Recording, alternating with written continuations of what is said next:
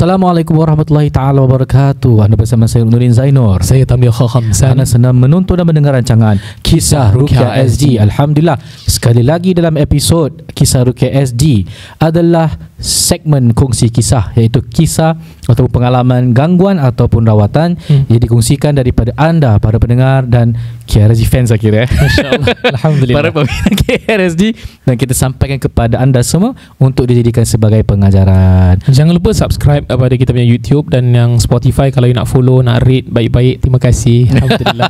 Thank you for subscribing to our YouTube channel, Kisah Ruqyah SD. Alhamdulillah, we are very happy. 1,000 lebih orang kita baru mula, and I think it's good.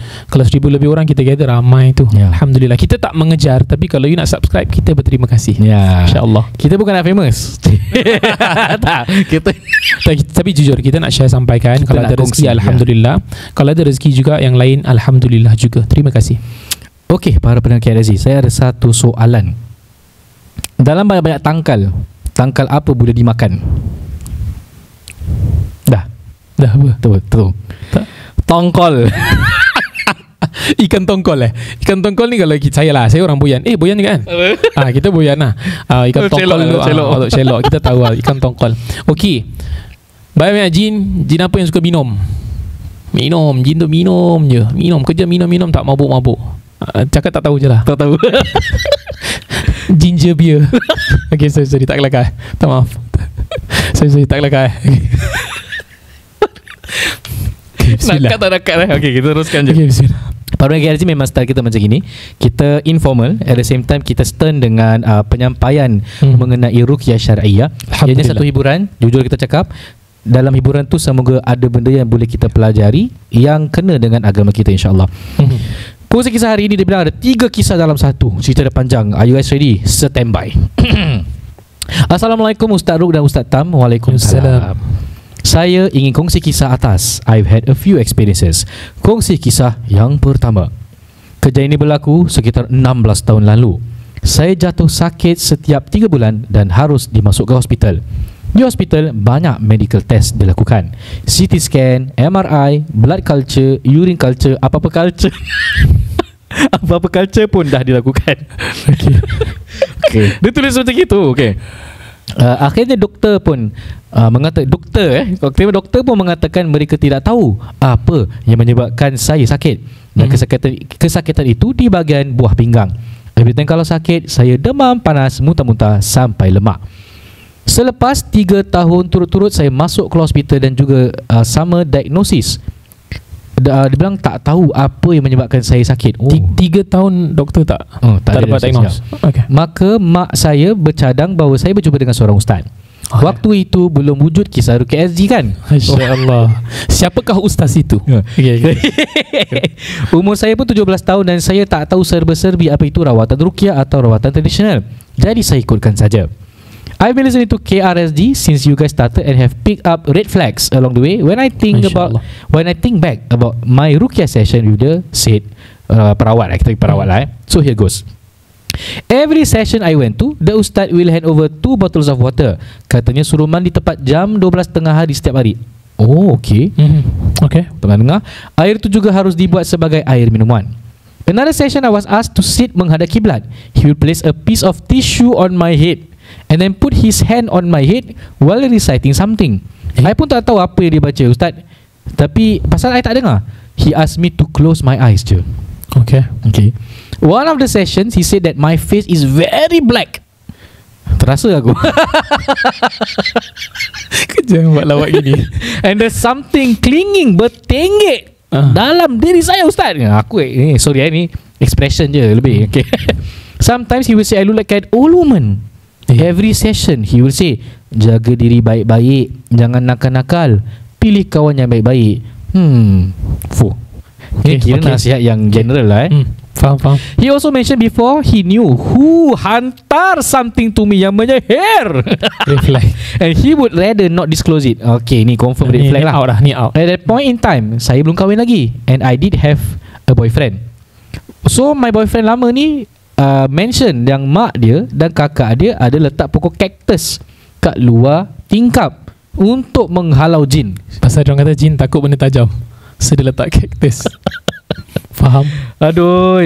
Okay, ni I tak tahulah legit ke tak, but dia yang cakap lah. I remember going for a lot of session with this perawat. There was one time when he asked my mum, awak ada rasa tak kena tak dekat rumah? Awak ada rasa tak kena tak dekat rumah? To which my mum said, kadang-kadang rasa tak sedap je lah kat dapur. Jadi perawat tu berkata, ada benda meracau dekat dapur awak, tapi dia tak kacau, dia dekat situ je, dia dah nampak. Aduh, dia flag. Okay, kita apa?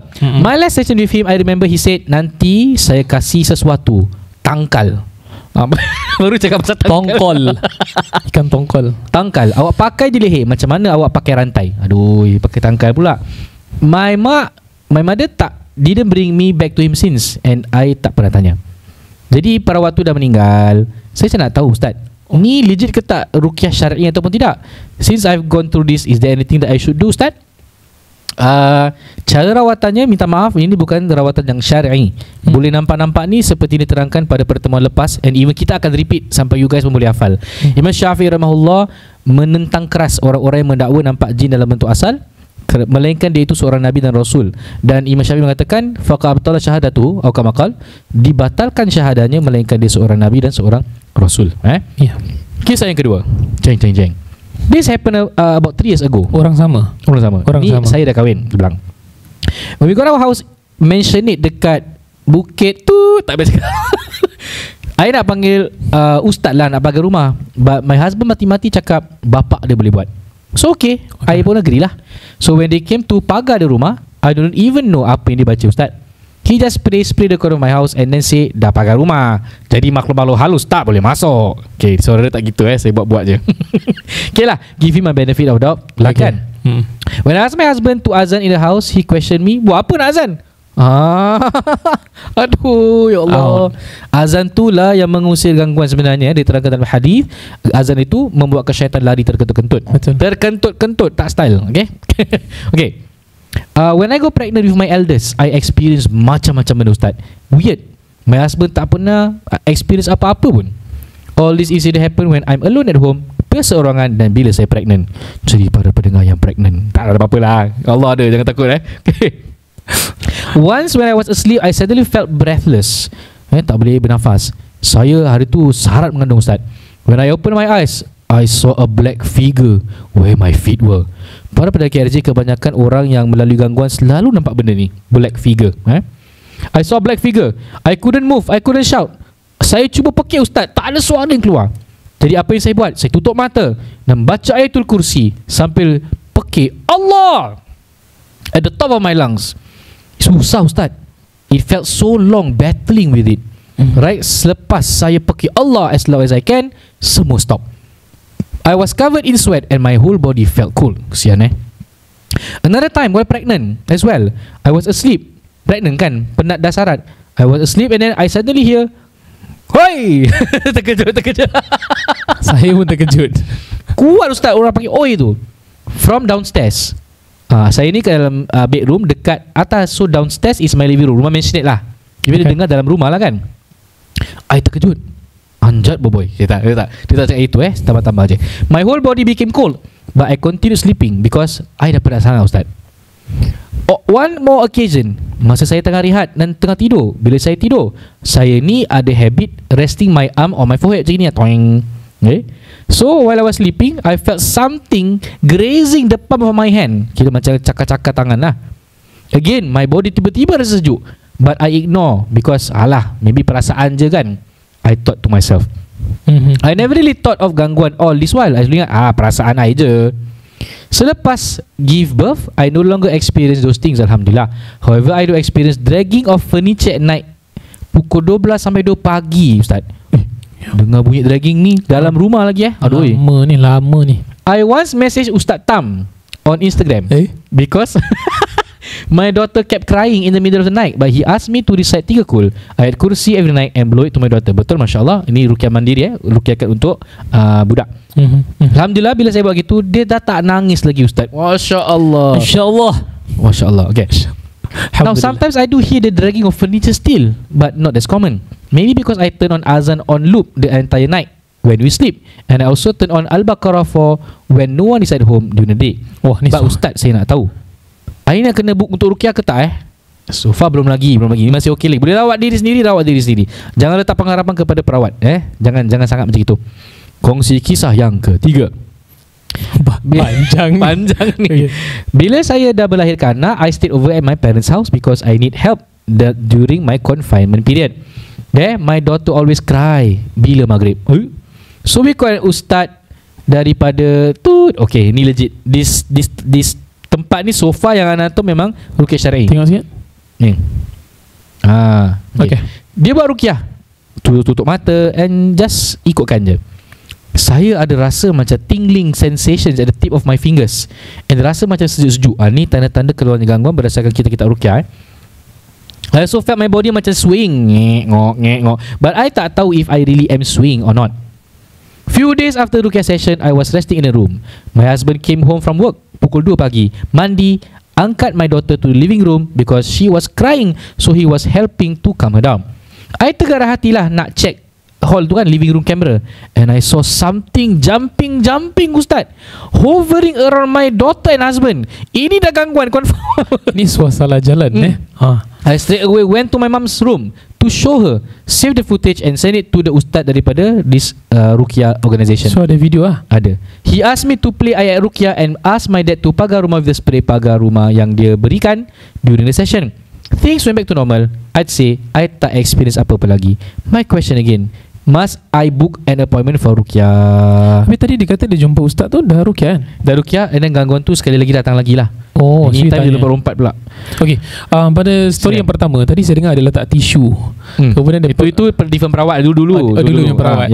Setahu saya kalau betul orang Melayu, anak-anak kecil dia tersedu-sedu kan, terhiccups. Bunyi lain. Maksudnya bunyi lain. Budak-budak macam tersedu hiccups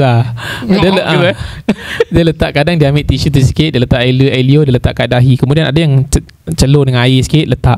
Wallahualam tu petua, tapi orang kata berkesan. Masing-masing benda tu tak tahu, dia tak khurafat lah, tapi kepercayaannya macam tu, mungkin menyejukkan dahi ke apa dan sebagainya. Wallahualam. Kita pun tak tahu sejarah benda tu, kita tak cakap banyak. Tapi kalau yang letak tisu sejarah mungkin berulang. Walau engkau ku maafkan. Main-main Okay, jadi kalau yang tisu tu saya tak sure, tapi bila nampak akhir-akhirnya bawah-bawahnya amalan-amalannya yang peruqyah yang pertama tu agak pelik banyak lah. Reflect banyak reflect. Orangnya dah meninggal, kita doakan semoga Allah berikan kebaikan, kemaafan dan kebaikan kepada orang tersebut, kita doakan. Pasal dia pun orang Islam juga, jadi kita mendoakan. Right. Okay, second. Yang kedua tu dia punya gangguan macam biasa. Dia dah kahwin. Yang kedua tu yang dia nampak ada black figure. Yang ketiga tu yang lompat-lompat tu Yang kamera tu kalau ada kalau video footage ada send kat kita. Kita nak tengok. Bukan kita nak tengok hantu sangat, tapi kita jujurlah kita pun curious juga. Curiga dan sebagainya. So lebih kurang dia punya story. Dia punya final question, perlu tak ruqyah? Dia macam gini tau, dia tak ada syarat meletakkan wajib untuk ruqyah. Selagi boleh ruqyah diri sendiri, persilakan. Tapi ingat, meruqyah diri dengan diruqyah is two separate things. Meruqyah diri you conscious, diruqyah orang you tak conscious tau. Dan kadang-kadang kalau ada makhluk yang bertinggi di dalam, dia akan reaktif. Wallahu ta'ala alam, jika kalau ada ataupun tidak. Kalau nak ruqyah dipersilakan, kita open je.